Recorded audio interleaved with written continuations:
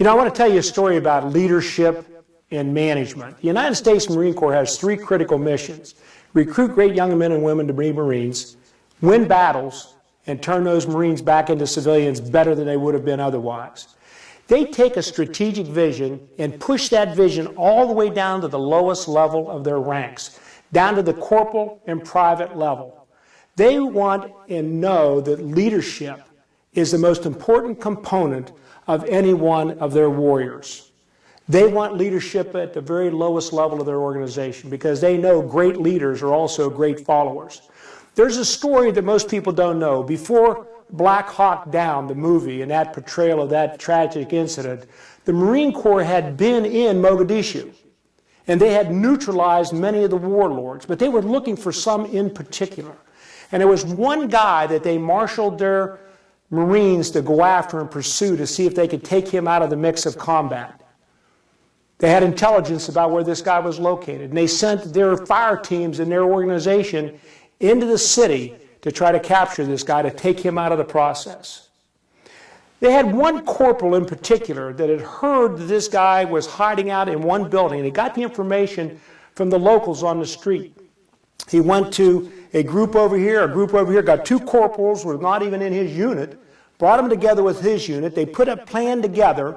Now these are corporals, mind you, who went out and executed their plan that they just conceived, worked their way up through this building to the top floor, and caught the bad guy.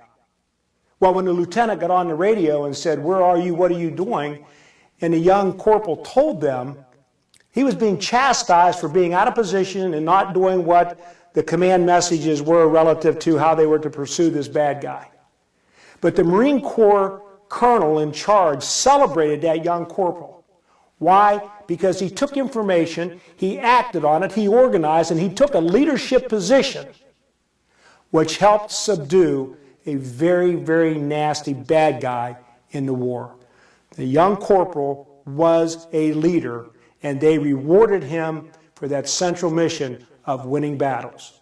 The Marine Corps is the most strategic group of leaders I have ever met. In fact, I had an opportunity to be on the parade ground at Quantico, Virginia, and I was with Colonel Andrew Fortunato from Long Island, a very, very, very capable and competent Marine. He's a pilot, flies helicopters. And he and I were discussing on the parade ground during the change of command why it was that the Marine Corps would take their very best officers and retire them at such a young age, in the early 50s, when they could work for another 10 or 15 years. He said, "Ed, because we're bringing leaders up all the time and we have to make room for them." And you must understand something, Ed. This isn't about management, it's about leadership, and there's a big difference between the two.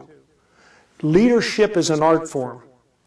Management is a science. Leaders give you a vision and tell you where you're going. Management tells you how you're going to get there. They're a support function to leadership. And boy, that really rang home with me, because I realized that the one thing Ray Kroc was at McDonald's was a strategic leader, and all the rest of us were managers underneath him. Strategic leadership is the tipping point, the keystone, the pivot point of all successful businesses. If you don't have a vision, if you don't have a strategic leadership, you're never going to accomplish success that you deserve. And one of the things we ought to talk about today is, how do you achieve leadership? How do you get everybody in your organization to believe in your vision? Because you see, people do things for their reasons, not your reasons. And until you align their reasons around your vision, so they understand how they can get their hand into the pot of gold, they're not going to follow you. So creating the vision, communicating the vision, educating your employees, and then giving them the freedom to act and the encouragement to act. You know, it's often said you have to learn to live with the mistakes of your employees. I don't believe that. I don't believe that. You have to learn to live with the consequences of their mistakes.